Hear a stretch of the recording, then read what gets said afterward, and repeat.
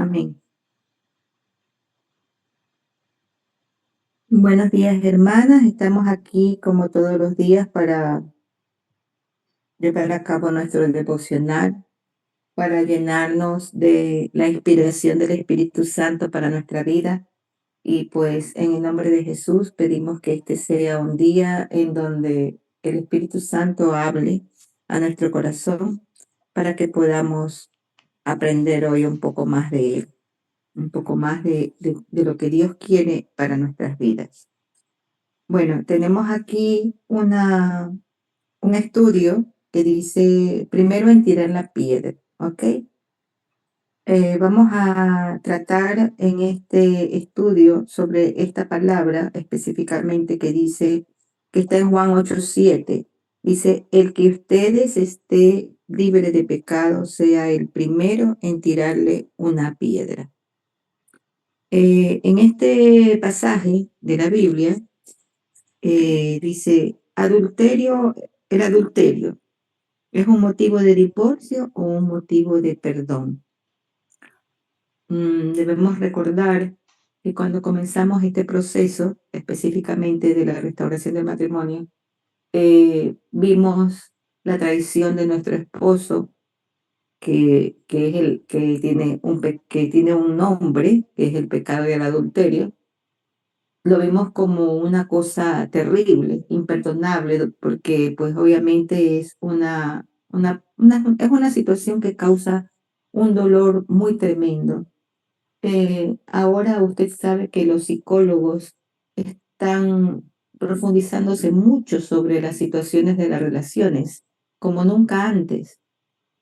Y el otro día yo veía que decía que una traición o una infidelidad en el matrimonio era mucho más dolorosa que la pérdida de una persona, o sea, que la pérdida real de una persona. O sea, quiere decir que si una persona muere o el esposo muere, será un dolor infinitamente terrible. Pero dice que el adulterio o que la infidelidad en el matrimonio duele y el luto es todavía muchísimo más amargo que el haber perdido físicamente esa persona, o sea, que esa persona haya fallecido.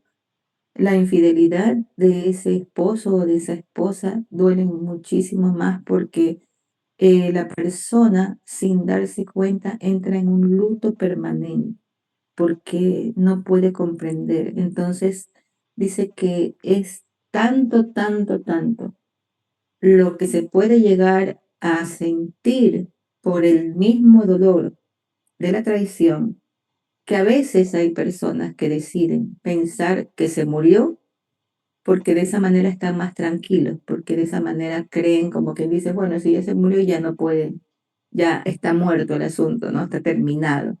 Pero Dios nos da una alternativa, porque ciertamente todas en este proceso y todas las personas que han estado y están viviendo este proceso tienen esa pregunta, ¿no? De qué hacer, qué es lo que realmente debo hacer. Y ahí es cuando viene el Señor con su palabra a orientarnos a los que creemos que Dios puede hacer las cosas imposibles, a los que creemos que Dios es el Todopoderoso y que ante Él nada se puede resistir, a los que creemos que Dios es la única fuente de salvación y es el único verdadero en quien podemos escondernos para llevar nuestras cargas. A los que creemos en todas estas cosas y creemos en ese Dios sobrenatural, maravilloso, que siempre está de nuestro lado, que siempre nos va a dar la mano, ahí es cuando nos preguntamos, ¿qué tengo que hacer, Señor? Y sabemos que una de los pilares de este proceso y de este ministerio es el perdón y el amor. Los pilares de la palabra del Señor son el perdón y el amor. La palabra se basa en perdonar y en amar. Y perdonar porque el perdón viene del Señor y Él nos enseña que Él nos ha perdonado tantas y tantas cosas nuestras del pasado, del presente y del futuro, porque nosotros seguimos en una situación en donde no llegamos a ser perfectos, pero buscamos el ser agradables al Señor, pero aún así podemos caer. Entonces el Señor dice que tenemos abogado en Cristo cuando nosotros caemos. Pero es muy importante conocer y saber que ahora nosotros tenemos ese recurso, ahora que le conocemos a Él. Entonces, también el Señor habla del perdón. La máxima expresión de amor y de perdón fue la muerte de nuestro Señor Jesucristo. Entonces, es, por decir así, los pilares de la palabra de Dios se basan en el amor y en el perdón.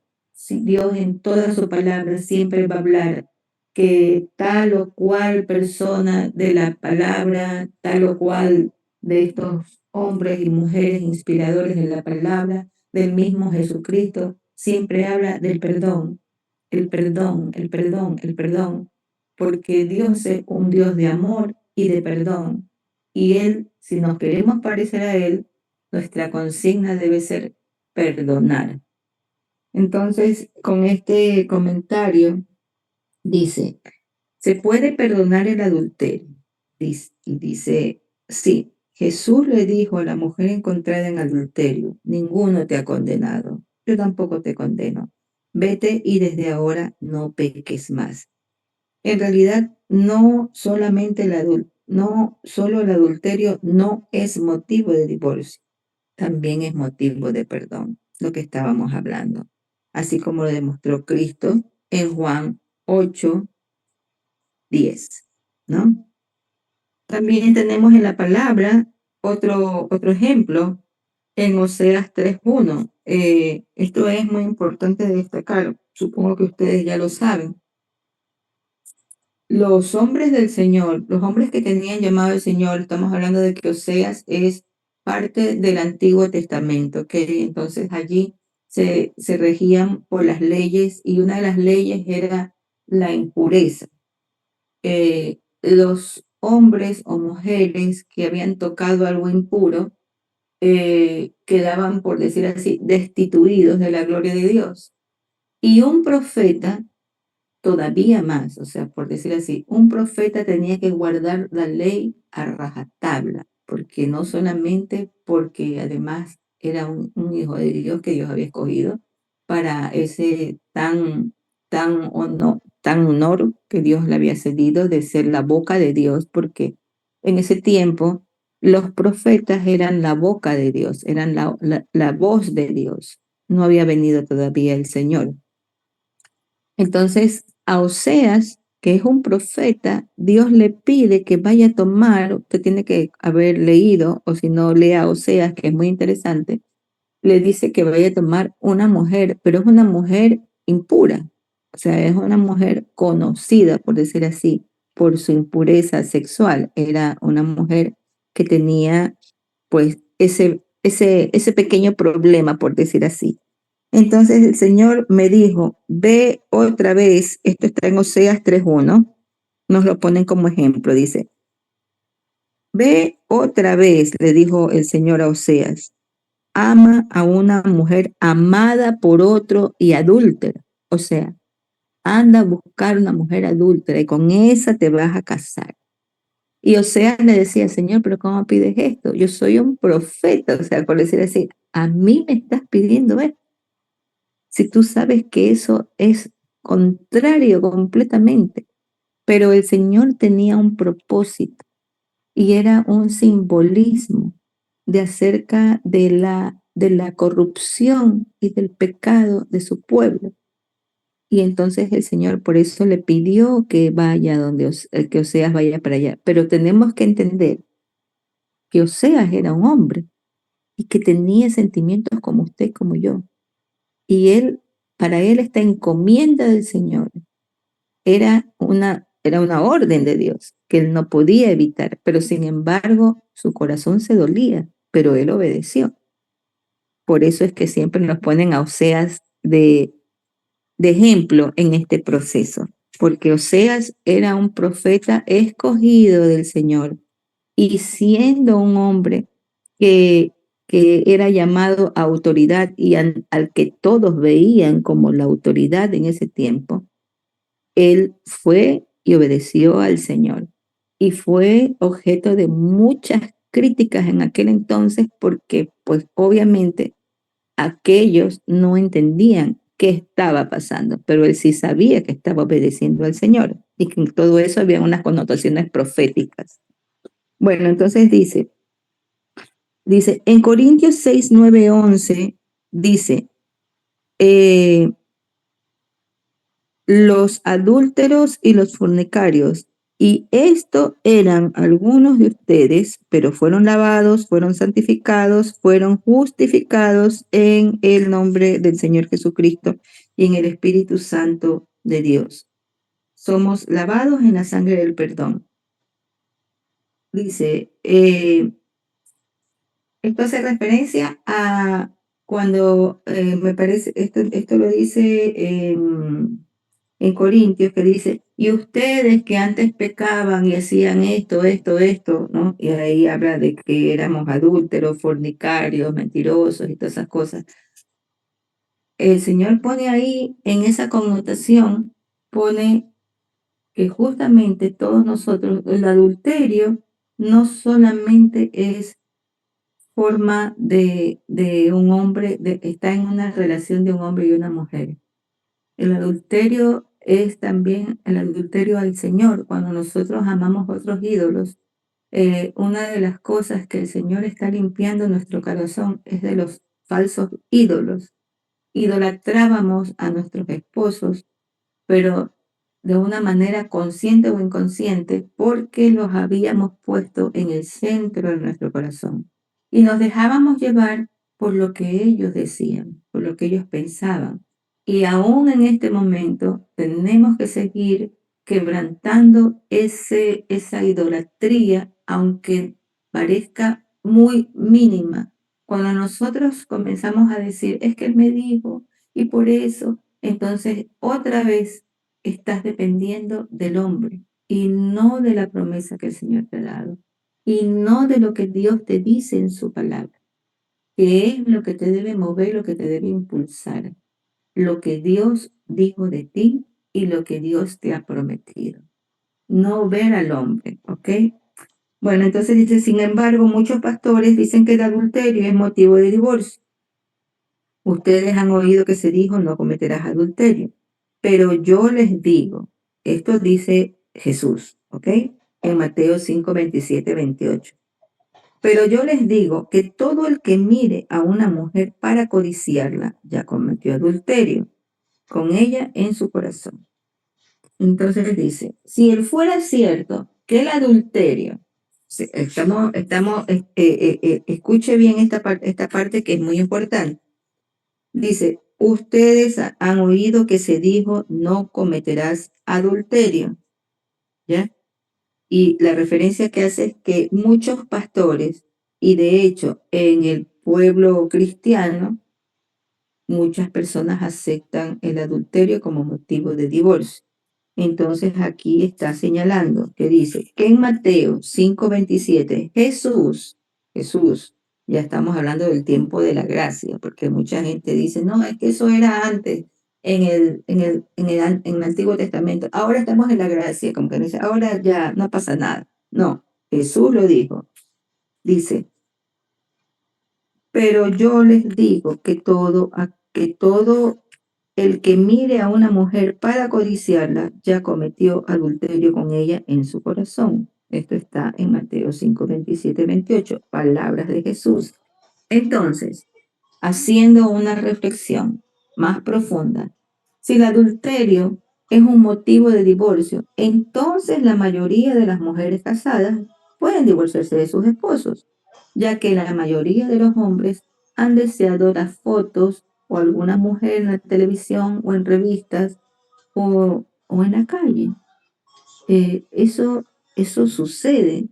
No debería ser, porque el hombre no tiene temor de Dios. Tenemos que entender que el hombre, cuando el hombre no conoce a Dios, no tiene temor de Dios. Y que muchas veces no solamente eso, sino que existen situaciones espirituales de ciertas áreas que no hemos entregado al Señor cuando venimos a Cristo. Entonces, eh, usted tiene que, no sé si a usted le ha pasado, pero a mí me pasó. Mi esposo era un hombre correcto, al menos delante de mí. Pero alguna vez fuimos a algún lugar y él, a la persona que nos atendía, mujer, de alguna manera, eh, en su mirada o en su forma de hablar muy así, no sé, uno conoce a su gente, digo siempre yo, ¿no? Yo veía que había algo ahí, ¿no? Y yo le decía, oye, ¿por qué le hablas así? Me dice, ¿cómo? Le digo, le estás hablando a esta mujer de una manera rara, dejémoslo así. Ay, tú, le digo, no, que yo sé. Y a veces me decía, oye, me decía, tú de verdad pareces radar. Le digo, es que a veces le digo, yo sé cómo hablas y cómo ves. Y ciertamente es así. Entonces aquí lo que dice, si fuera así, la mayoría de las mujeres casadas pueden divorciarse de sus esposos ya que la mayoría de los hombres han deseado las fotos de mujeres en la televisión o en las revistas. Si ha cometido adulterio, debe confesar su pasado a su esposo, su pecado, perdón, a su esposo si él no es consciente de su infidelidad. El que encubre sus pecados no prosperará, pero el que los confiesa y los abandona hallará misericordia. Esto quiere decir, si en algún momento le pasa una situación como esa que me pasó a mí, le tiene que haber sucedido, no lo sé. Si no le ha sucedido, gloria a Dios. Eh, usted, esa persona, su esposo, puede decirle, oye, como me decía a mí, uy, tú tienes un radar. O simplemente, pues, es una forma de decir, ¿sabes qué? Sí fue verdad. Sí, sí era así. Y cuando estamos en el Señor, pues decir, ¿sabes qué? Es verdad, eh, cometí ese pecado, porque el enemigo es muy astuto, hermanos, hermanas, y muchas veces, como dice la palabra, el enemigo no va a venir a presentarte un monstruo para que tú peques. El enemigo se viste de ángel de luz. Y eso ya lo hemos hablado, ¿no? Que todas estas situaciones vienen porque el hombre o la mujer se dejan seducir y dice la palabra que de su propia concupiscencia, quiere decir situaciones que están dentro de nosotros, que no han sido sacadas a la luz de Cristo, a la luz de la palabra, no han sido tratadas por el Espíritu Santo y entonces en nosotros hay esa debilidad de la carne, que en unas personas se puede presentar de una manera y en otras de otra. Entonces, ese deseo impuro o ese deseo desproporcionado es el que permite que las personas, cuando suceden estas cosas, no piensen en lo que, en todo el daño que se va, todo el daño colateral, como dicen, sino que piensan que ellos van a ser felices. Todas las personas que han cometido adulterio no le van a decir, ay, es que yo estoy aquí tan triste. Le van a decir, uy, qué feliz que soy. Pero es mentira, porque sabemos que el pecado trae muerte. Cualquier pecado trae muerte, pero en este pecado específicamente el Señor es muy contundente al decir que ese pecado pues trae muerte. Entonces dice, ¿qué le dijo? Dice, yo debería perdonar el adulterio de mi esposo. Jesús dijo, vete a la mujer que estaba atrapada en adulterio. Ninguno te ha condenado.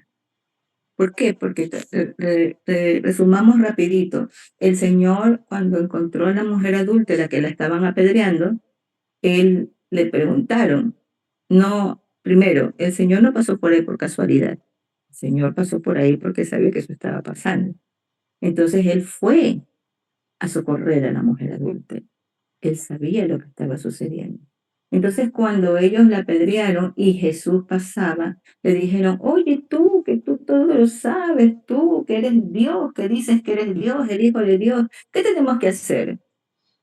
Entonces él le dijo que él dice que vio a la mujer y que él dijo que el que esté libre de pecado tire la primera piedra.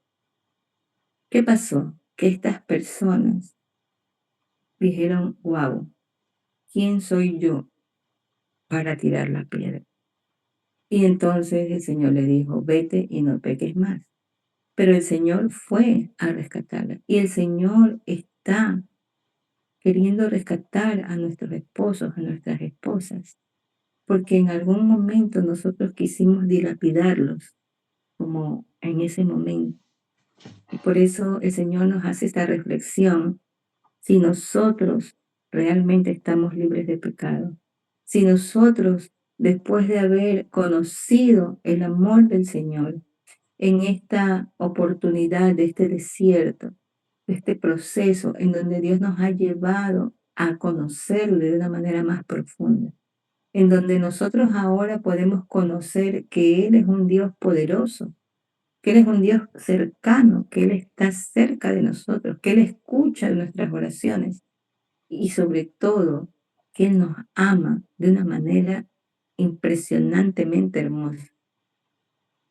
Entonces, esas personas no conocen eso, no lo conocen, no conocen, no reconocen que están en pecado porque no conocen al Dios que perdona y que ama y perdona, en ese orden. Entonces nosotros, ¿cómo podemos levantarnos en juicio si nosotros realmente no somos nadie? Somos simplemente hijas de Dios que hemos reconocido a nuestro Dios como nuestro Señor y estamos gozando de sus bondades, de las ventajas de sus misericordias. Entonces dice que Jesús, cuando dice, muchas personas, dice: tú has condenado a tu esposo. Pregunta aquí esta persona, dice: ¿y tú has condenado a tu esposo? Y podrías decir: es que él es un reincidente. Él es un reincidente. O sea, como diciendo: ya lo perdoné, pero es que otra vez. Y dice, Jesús le dijo a Pedro, ¿qué le dijo Jesús a Pedro cuando Pedro le preguntó cuántas veces debería perdonar a su hermano que pecó contra él? Y le dijo: 7 veces. 7 veces, porque en ese tiempo ese era como quien dice lo máximo. Si tú perdonabas 7 veces a una persona que te hería o que pecaba contra ti, tú eras pues el más santo. Pero el Señor dice: no te digo hasta 7 veces, sino hasta 70 veces 7. Eso es 490 veces, dice, ¿no? Con demasiada frecuencia las mujeres tienen esposos que son reincidentes. Y dice, un pastor o un consejero que no conoce de la palabra va a decir que el esposo nunca cambiará. Pero eso realmente no es bíblico. Lo hablábamos el otro día. No busque a personas que no están, incluso dentro del pueblo de Dios. Busque a personas que sean personas maduras, porque muchas personas, incluso maduras, pero bueno, podrían decirle: no, ¿sabes qué? Tienes que divorciarte, ese hombre no te merece, mira todo lo que te he hecho, cómo te he hecho sufrir, mira cómo estás sufriendo. No, no, no, no. Dios quiere que seas feliz, Dios no quiere que tú sufras. Dios no quiere que tú sufras, pero nosotros no estamos sufriendo porque Dios nos mandó a sufrir. Nosotros estamos sufriendo porque nosotros no hicimos las cosas conforme a lo que Dios dice en su palabra. Entonces, si no, la palabra es tu paraguas. Si tú te sales del paraguas, te vas a mojar. Y nosotros a veces interpretamos todo esto de una manera muy ligera, pensando que este pecado es un gran pecado y que este pecado es un pequeño pecado, pero para Dios los pecados todos son iguales. Él no tiene tamaños de pecados ni categorías de pecados. El pecado pequeño es igual que el pecado grande. Entonces, pecado, para Dios pecado es pecado. Y cuando dice nunca cambiará, sí, las personas por sí mismas no pueden cambiar. Las personas pueden cambiar cuando tienen el referente de Cristo. Creo que lo dije el otro día. Yo admiro mucho a un pastor que decía, cuando tú pasas por medio de la cruz o cuando la cruz ha pasado por ti, tú no vas a volver a ser igual. Quizás no lo vas a notar al principio, pero Jesús no llega a la vida de alguien y esa persona quedará igual. Esa persona va a ser transformada. Y así como usted fue transformado, o sea, nosotros vivimos ese testimonio, hemos sido transformados. Hemos sido sacados de la oscuridad a la luz. Hemos sido cubiertos por el amor del Señor. Somos perdonadas día a día por el Señor, porque día a día nosotros pecamos contra el Señor. Aunque queramos hacerlo mejor, habrá en algún momento algo que no lo pudimos hacer a la medida de lo que corresponde. Sin embargo, el Señor no está detrás de nosotros con un palo para decirnos, mira, tú hiciste esto, toma, ahí está, te va por esto. No. Entonces, lo que hablamos aquí es que nosotros tenemos que tener, Dios, nosotros tenemos que tener tenemos que tener misericordia. Aquí habla esta persona que pone el ejemplo, dice que tenía un esposo que era reincidente en el engaño. Y dice que Dios a la mayoría, si no a todos, se les dio tiempo suficiente para arrepentirse, pero se negaron. Esto es cuando usted le puede hablar de pronto al Señor, ¿no? A tu esposo del Señor. Yo lo he hecho.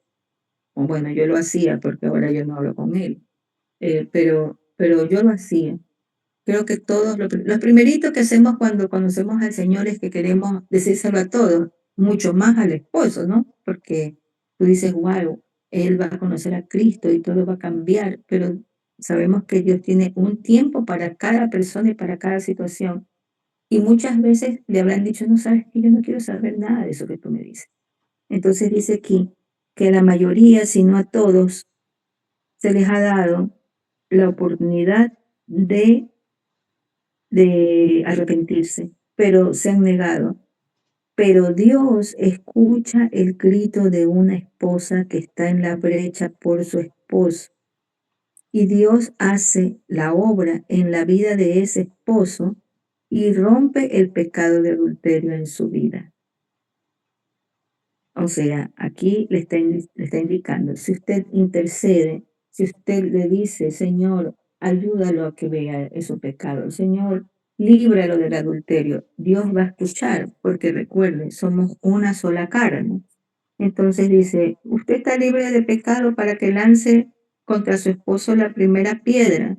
Dice, el que ustedes esté sin pecado sea el primero en tirar la piedra. Usted está libre de pecado para que lance la primera piedra. La verdad es que si decimos que no tenemos pecado, nos engañamos a nosotros mismos y la verdad no está en nosotros. Lo que hemos, lo que hemos indicado, ¿no? Ahora, también hay una cosa que no sé si a usted le ha pasado, pero a mí sí me pasó. Cuando nosotros comenzamos este proceso, muchas veces decimos, es que yo cometí muchos errores, pero es que yo nunca hice, yo nunca lo abandoné. Yo, no, yo le decía a mi esposo, yo cometí muchos errores, es verdad, pero nunca te abandoné, nunca te dejé solo. Eh, sí, pero ¿sabe qué?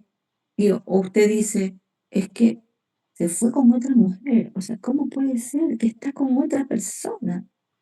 Yo nunca le hubiera hecho eso. Pero aquí dice claramente, y se lo voy a leer literalmente, dice, pero yo nunca hice algo tan pecaminoso. Déjeme decirle que Dios agrupa sus pecados con los pecados de su esposo, así como Dios ve el pecado. Las obras de la naturaleza pecaminosa se conocen bien, los de él, o sea, los de él, los de su esposo, en este caso, ¿no? Dice, inmoralidad sexual, impureza, libertinaje, borracheras, orgías. Y ahora, ¿cuáles son los suyos? Odio, discordia, celos, arrebatos de ira, rivalidades, disensiones, sectarismos y envidia. La verdad es que esto es cierto, porque usted comienza a ver el pecado de su esposo como el peor, pero nosotros tenemos resentimiento, de lo cual tenemos que perdonar, tenemos discordia, tenemos celos, estamos muchas veces cuando pensamos en el esposo, comenzamos pensando en que, ay, ¿dónde estará? ¿Qué estará pasando? ¿Cómo estará? Ay, que me da pena. Y después quizás usted dice, ay, pero está allá, pues, ¿no? Claro, y sí, y claro, ¿por qué? Que esto, que lo otro. Entonces, aquí dice algo que la verdad es que es sumamente importante. Y yo la verdad es que nunca lo había visto de esa manera. Pero claro, si somos una sola carne, quiere decir que tenemos que pedir por esos pecados para que el Señor tenga misericordia y ayude a nuestros esposos a reconocer esos pecados y que lo libre de esos pecados y de esas ataduras espirituales. Porque es que somos una sola carne. O sea, aquí dice claramente, como que dice, en el momento que te van a contar los pecados, a ver, venga fulana y sutano. O sea, la pareja. Bueno, entonces dice, cuando Dios se refiere a los adultos y fornicarios, dice, esto eran algunos de ustedes, lo que estábamos hablando. Nosotros también hemos cometido adulterio, porque el adulterio no es solamente estar con otra persona que no sea su esposo. Adulterio es cuando usted adultera contra el Señor, usted también está adulterando. Nosotros hemos adulterado contra el Señor cuando hemos estado dándole sacrificios a otros dioses, obviamente en ignorancia, que antes que no lo sabíamos, pero eso también es categorizado como adulterio, porque Dios es el único esposo que usted tiene. Él es su hacedor. Dice la palabra, yo soy tu esposo, soy tu hacedor. Entonces quiere decir que no, si yo estoy viendo otras situaciones o estoy poniendo mi esperanza en otras cosas, en otros dioses, en otros sistemas, en otras maneras, en otras formas, que no sea en el Dios vivo, entonces yo estoy adulterando contra Dios. Si yo pongo a mi esposo, a un hijo, a un trabajo, cualquier cosa por encima del Señor, estoy adulterando contra el Señor. Entonces dice, Él no se ha arrepentido. Cuando Jesús fue colgado en la cruz, por sus pecados, Él clamó, Padre, perdónalos porque no saben lo que hacen. Otra vez el Señor dice que tenemos que tener un espíritu suave y apacible y perdonar. No nos dejemos vencer el mal por el mal, sino por el contrario, tenemos que vencer el mal con el bien. Aquí dice que Oseas le decía Señor, al Señor, dice, ella no es mi mujer y yo no soy su marido, ¿ya? Y Dios tocó el corazón de Gomer para que vuelva a Oseas. Y ella dijo, iré y volveré a mi primer marido porque mejor me iba entonces. Entonces el Señor me dijo, ve otra vez y ama a esa mujer amada por otro y adúltera. Dios usó la historia de Oseas y Gomer para mostrar su compromiso con su propia novia, la iglesia. Y aquí otra vez indica que lea ese libro de Oseas, hermanos, hermanas. Es realmente importante. Ahí vamos a entender hasta dónde llegó el amor de Dios por su iglesia. Y si usted eh, eh, toca esta situación y piensa, mire, la palabra dice que el Señor se sacrificó y que la novia del Señor es su iglesia. Y cuando hace referencia del esposo, dice que tiene que amar a su esposa como Cristo amó a su iglesia. Entonces, es un símil que Dios está usando para que nosotros entendamos que el Señor quiere sanar, quiere la fidelidad, quiere la restauración de un matrimonio, porque el matrimonio es el símil que Dios usó desde el principio de los tiempos para, para que nosotros entendamos cuál es la relación de Dios con nosotros. es eterna y para siempre. O sea, Dios nos amó y mandó a su Hijo por esta tierra, por esta creación, por estos hijos, a rescatarlos por medio de Jesucristo, porque su amor es eterno.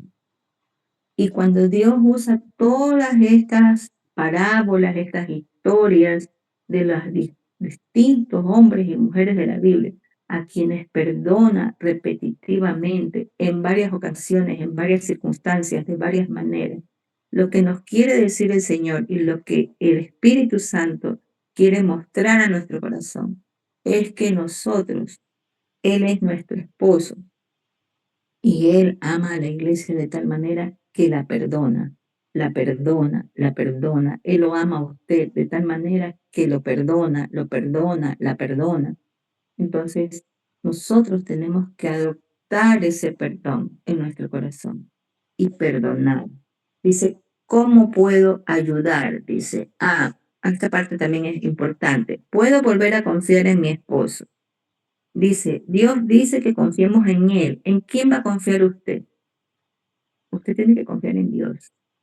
Porque cuando Dios está en el centro del matrimonio, en el centro de su casa, en el centro de su familia, Dios se va a encargar de que todo vuelva a su lugar, de que todo quede alineado para que esté alineado de tal manera que cumpla con la voluntad que tiene para usted, que dice Él que es buena, agradable y perfecta, y no añade tristeza. Entonces, si usted va a poner su confianza en cualquier hombre, mal le va a ir. Y si la va a poner en su esposo, también mal le va a ir, porque Dios dice claramente que tenemos que confiar en Él. Dice, usted va a ser bendecida con un esposo fiel y debe creer a Dios, porque la palabra dice, maldito el hombre que confía en el hombre y hace de la carne su fortaleza. Bendito es el hombre que confía en el Señor. Esto está en Jeremías 17. Dice, las personas preguntan siempre, ¿cómo puedo volver a confiar en mi esposo? La respuesta es, no confíes en él, confía en el Señor, porque es el Señor quien va a hacer que tu esposo te sea fiel. Es el Señor el que va a hacer que tu esposo se mantenga fiel. Porque mire, yo me acuerdo que una vez nos explicaban acerca del matrimonio, decían que en el matrimonio está Dios en medio, entonces que Dios es la cabeza y que todo lo que sucede en la pareja tiene que ser llevado a Dios para que Dios lo baje en bendición y en orden. Lo que pasa es que nosotros, cuando estamos con el esposo, nos olvidamos de todo y hacemos del esposo, hacemos del esposo o de la casa o de cualquier cosa, hacemos de la bendición, hacemos la fortaleza en nuestra vida. Y la bendición puede ir y puede venir. El que tiene que estar permanentemente en el centro de nuestra vida es nuestro Señor Jesucristo, es el Señor. Pero nosotros nos vamos con la bendición y nos separamos del que nos bendice. Entonces tenemos que tener claro para que la próxima vez, cuando su esposo venga, usted no deje de confiar en que es Dios el que lo hace, no es el hombre. Dios pone el querer como el hacer. Dice, entonces, ¿cómo puedo ayudar a mi esposo? Lo puede ayudar orando. Velen y oren para que no entren en tentación. El espíritu a la verdad está dispuesto, pero la carne es débil. Todas las mujeres que han permitido a Dios que vuelva al corazón de su esposo a ellas, testifican que Dios removió los ojos distraídos y la infidelidad. O sea, usted pida que el Señor remueva ese pecado de adulterio y que Dios ponga en su esposo honestidad, que sea un hombre verdadero, un hombre temeroso de Dios. Dice, la adúltera, esto es muy importante también, la adúltera adula. Nosotros, por el contrario, debemos verificar. Tenemos que recordar, hermanas, que el enemigo se viste de ángel de luz, como dice la palabra. Am, el otro día hablábamos que muchas veces nuestros esposos cayeron en el lazo del cazador, porque así dice la palabra, el lazo del cazador. Porque esto es como, ¿usted ha visto las películas cuando el malo está viendo así para ver la oportunidad de atacar? Así es el enemigo. El enemigo está ahí en su puerta, como diciendo, a ver, por dónde, cómo hago, qué hago, por dónde la cojo, por dónde los cojo a esto. Y usa ese momento de distracción en donde viene la mujer extraña. Y no todas las relaciones de infidelidad o fuera del matrimonio, comienzan con que, ay, sí, yo te vi, que me enamoré de ti, uy, qué deslumbrante que eres, amor a primera vista. No, el enemigo va poniendo trampa, trampa, trampa. Y como dice aquí, la mujer adúltera es la que adula, tiende red ante sus pasos. Dice, no salga de la boca de ustedes ninguna palabra mala, sino que sea buena para la edificación según la necesidad del momento, para que imparta gracia a los que escuchan.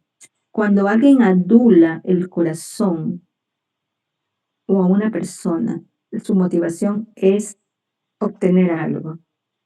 ¿Qué tipo de corazón tiene usted? ¿Usted adula o edifica? La mujer extraña generalmente entra así, adulando. Qué guapo que eres, qué bonito que te queda esto. Usted puede hacerlo de igual manera, pero usted lo hace para edificar, para levantarle la estima a su esposo, para que él se sienta que es el hombre líder de su casa, y pues yo en lo personal, yo no lo hacía así, la verdad. Yo pensaba que esas cosas no eran tan importantes y estaban sobreentendidas. Y no, hay que hacerlo, porque dice la palabra que nosotros tenemos que ser un manantial de agua dulce. Las palabras deben ser dulces y edificantes. Entonces, esto es lo que tenemos que aprender. Y dice, Dios puede traer su ira, no lo haga. O sea, no haga, no se queje, no adule de pronto a su esposo como para que diga, ay, ella ha cambiado, ay, qué guapo que está. No, hágalo como que el Señor lo está haciendo. Pídale al Señor que le ponga las palabras. Mire, yo siempre le digo, Señor, yo entenderé que el día en que tú traigas a mi esposo será un día en que vamos a tener una conversación edificante para que el amor vuelva a nacer entre nosotros. Porque la verdad es que a veces mm, hablar por hablar, uno no tiene que hablar por hablar, porque de pronto no es lo que Dios quiere hacer y ya tú metes la pata, porque como no sabes qué hacer, o sea, pedirle al Señor que nos dé esa sabiduría, que nos ayude a amar y a ver en ese hombre, en ese varón que vuelve, un hombre potencialmente redimido por el Señor, porque cuando este hombre vuelve, viene ya porque ya Dios ha tocado su corazón. Él ya está sabiendo que no hizo bien cuando tomó aquella decisión.